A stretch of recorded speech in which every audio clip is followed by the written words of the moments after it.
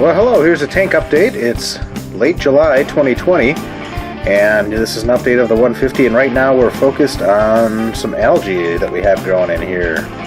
We got some problem with it being on the Anubias leaves, and I love this plant, man. Check out these roots. They're like reaching down. I love these roots. And anyway, I would be so sad if this plant didn't make it. It's a very cool plant. Anyway, so I'm going to try some 3% hydrogen peroxide. So we're going to do a water change today. We're going to lower the water, and I'm going to spray some 3% hydrogen peroxide on that. Okay, so here's the hydrogen peroxide, and here is my spray bottle. You can also use one of those little mini spray bottles as well. That's not vodka. Alright, now it's time to get the siphon. Sometimes I coil it better than other times. I'm just kidding. There will be no siphon cam. Come on.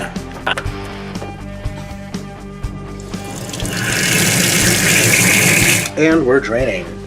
Oh. Alright, who did that? Who did that? Who? Here's the top of the tank. Okay, so I got my bottle here filled with hydrogen peroxide, and I'm ready to start treating the plants. So we just kind of spray it all over them, give them a nice, healthy dose. Aha, you did it! You knocked over the thermometer. So I let the hydrogen peroxide dwell for about 5 to 10 minutes before I filled the tank water up. I had to do a couple of treatments, and the second treatment I lifted the piece of wood partially out of the water. Okay, so as you can see, we're doing a significant water change, and we have this plant, the wood hanging out of the aquarium, and I'm just going to spritz it, especially these roots here, the Anubias that were affected. I'm going to spritz that with hydrogen peroxide and all of these leaves and stuff and back there to kill some of that hair algae. Okay. Here's an action shot.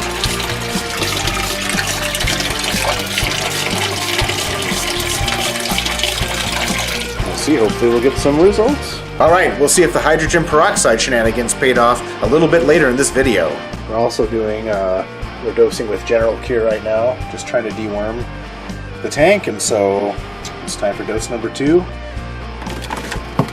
When you have a big display tank, yeah, it's kind of a pain in the butt and it's expensive, but every once in a while I think it's worth deworming the fish, especially since they get fed this a lot.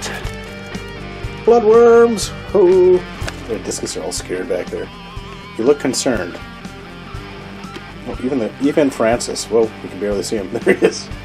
They do not like the General Cure, but you know what? It's going in.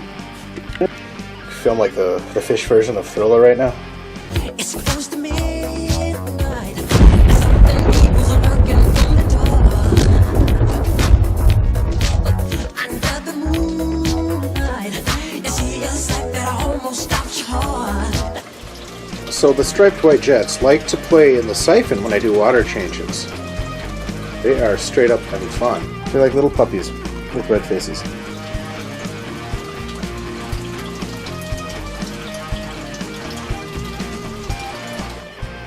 You know, I've never been a big fan of the skimmer. It just, whenever I lower my water level below that, I have to unplug it, and it's annoying. So if that snail could just stay there and plug everything up for a while, that'd be all right.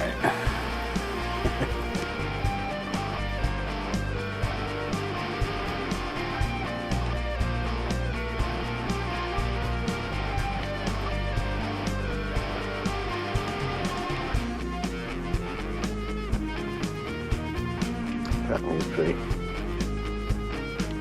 Okay, that neon tetra is big. That neon tetra is like bigger than some of the rummy nose tetras. Look at that sucker. You might usually see 2 zucchini chunks in this tank, one on each side. Right now we see a giant one in the middle. That's because it's the middle of summer and the zucchinis right now are enormous. No, really.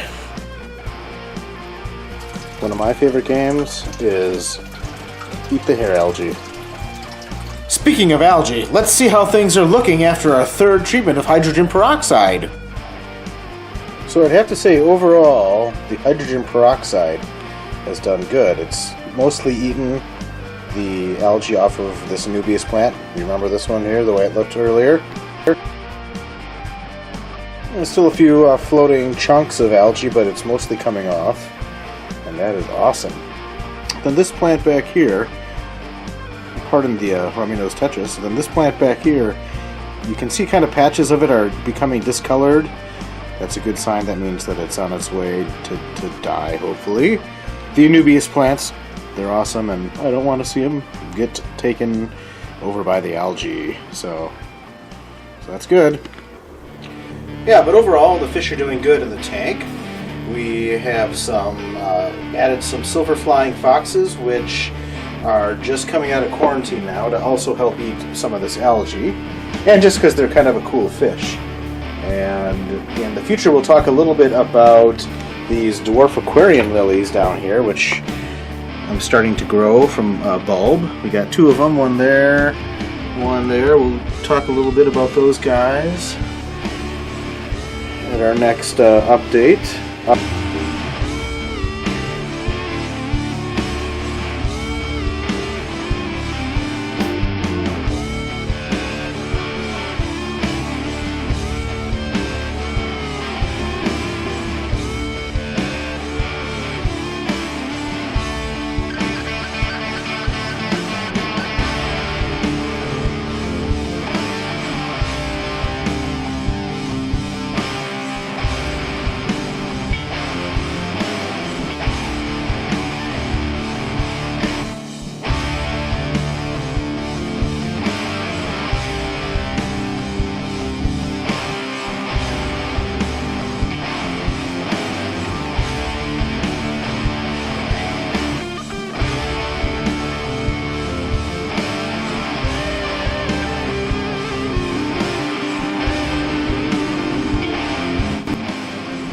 Thanks for watching.